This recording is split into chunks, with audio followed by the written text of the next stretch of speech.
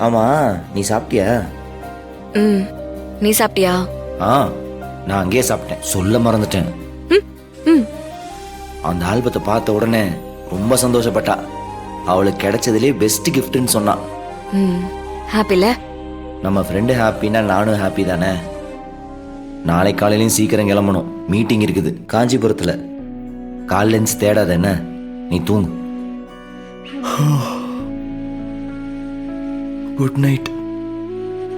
மரா? அ, இ- இ- இல்ல, நீ என்கிட்ட ஏதாவது சொல்லணுமா?